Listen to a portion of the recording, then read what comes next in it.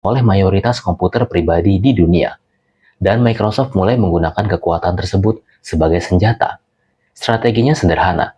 Jika tidak bisa langsung mengalahkan Netscape di browser, mereka akan mengalahkannya melalui distribusi. Mulai pertengahan 1990-an, Internet Explorer tidak lagi diperlakukan sebagai aplikasi terpisah. Microsoft secara perlahan mengintegrasikannya ke dalam Windows. Browser itu hadir secara otomatis di setiap komputer baru yang menggunakan sistem operasi mereka. Bagi pengguna biasa, keputusan ini tampak wajar. Namun bagi Netscape, situasinya jauh lebih berbahaya. Karena setiap kali seseorang membeli komputer baru, Internet Explorer sudah tersedia sejak hari pertama. Tidak perlu mengunduh apapun, tidak perlu membayar biaya tambahan. Keunggulan distribusi ini sulit ditandingi oleh perusahaan manapun, namun itu baru permulaan. Menurut berbagai dokumen yang kemudian muncul dalam persidangan anti-monopoli, Microsoft juga memberikan tekanan kepada sejumlah produsen komputer atau OEM.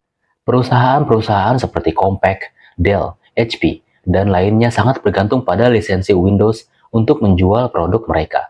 Dalam salah satu kasus yang paling terkenal, Compaq sempat mencoba mengurangi visibilitas Internet Explorer dan memberikan ruang yang lebih besar bagi Netscape pada komputer yang mereka jual. Microsoft tidak menyambut langkah itu dengan baik.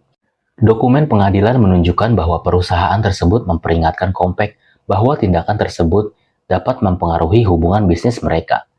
Bagi produsen komputer yang bergantung pada Windows, ancaman semacam itu bukan sesuatu yang dianggap remeh. Pada akhirnya, sebagian besar OEM memilih mengikuti keinginan Microsoft. Netscape memperoleh pendapatan dari penjualan produk dan dari lisensi perangkat lunak. Sebaliknya, Microsoft memutuskan untuk membagikan Internet Explorer secara gratis. Bahkan ketika pengembangan browser membutuhkan biaya besar, Microsoft tetap mampu melakukannya karena sumber pendapatan utama mereka berasal dari Windows dan produk lainnya. Akibatnya, banyak perusahaan penyedia layanan internet dan pengguna mulai beralih ke Internet Explorer.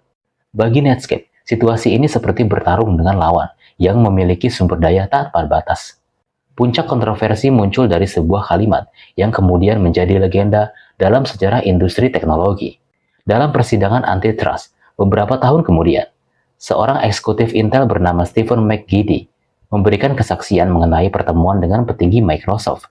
Dalam kesaksian tersebut, ia menyebut bahwa Microsoft pernah mengungkapkan tujuan mereka untuk cut off Netscape air supply, yang secara harfiah, kalimat itu berarti memutuskan pasokan udara Netscape.